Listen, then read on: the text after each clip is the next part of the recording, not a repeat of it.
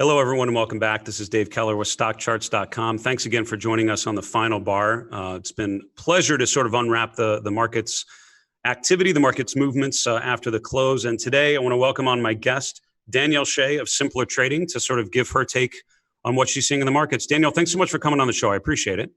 Of course. I'm so happy to be here. Great. And you sent some charts ahead of time, which I'm showing to you now. The first one was really interesting because you mentioned the key line in the sand. I'd love for you to talk through what you were seeing there.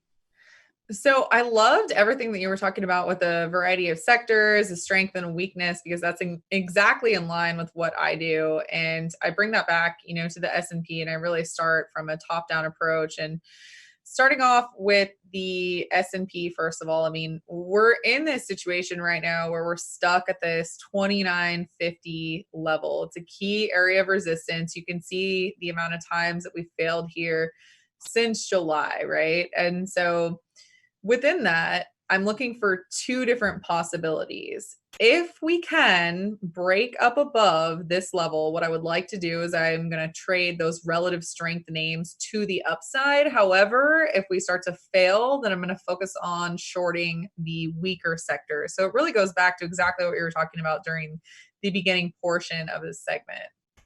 It's really interesting. And I think your chart here, it's funny, as you show the line in the sand, it strikes me that we're literally right in the middle of this, right? And yes. It's exactly how the markets fell, right?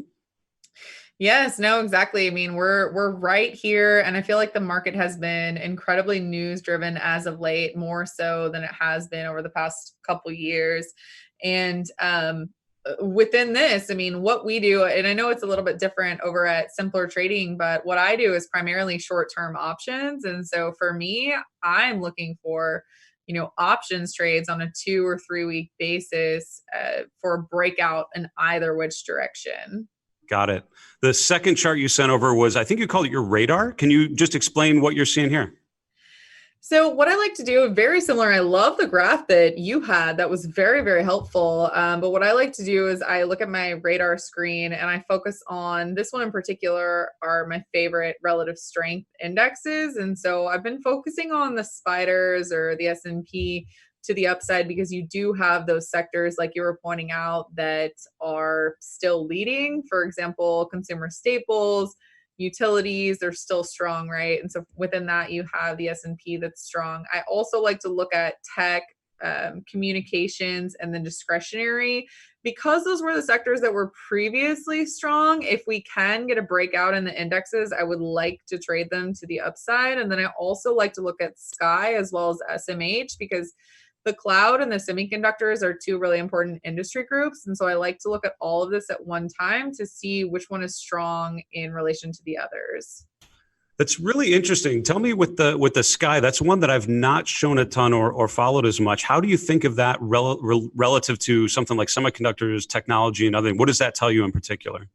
Well, so what I like to do is I like to pick out specific industry groups, and cloud computing has been incredibly strong. It's been a really high momentum area. And you can look at individual stocks. I mean, you can look at MDB, you can look at Microsoft, Veev, WDA, but a lot of those are so volatile that it can be difficult to see what is actually going on without looking at a variety of them. And so for me, I just like to look at the ETF to start off and to see what, the basket is doing overall. Very, very interesting. Okay. And then the final chart that you sent was of the XLK in particular. So can you break this down for us? Yes. So XLK is very interesting because it has been one of those high momentum areas, but it has been losing steam over the past 2 months or so. However, within the last 2 trading sessions, we have seen XLK come up above the 50 period simple, up above those key moving averages. We also, one of the indicators that we use a lot is the squeeze. So we're just essentially looking for consolidation and breakout. And you have that consolidation right now within XLK, and it has that potential breakout. And we also have big tech earnings that are coming up in about 2 weeks. So for me, that chart looks like it's going to break out one way or the other prior to big tech earnings.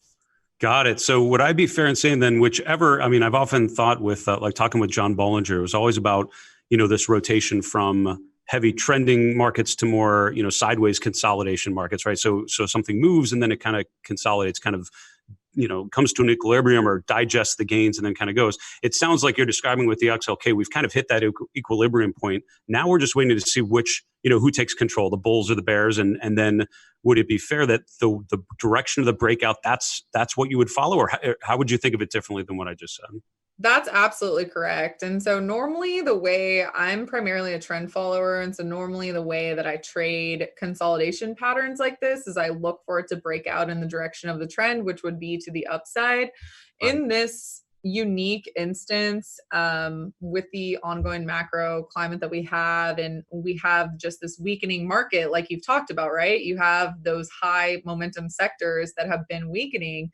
And so those undertones of the market are very striking. And so in any normal situation, I would trade this incredibly bullish, but because of those undertones and being a little bit more cautious with it, and I'm going to wait for that momentum, I'm focusing on a couple different relative strength names. I like Microsoft, Google, Akamai,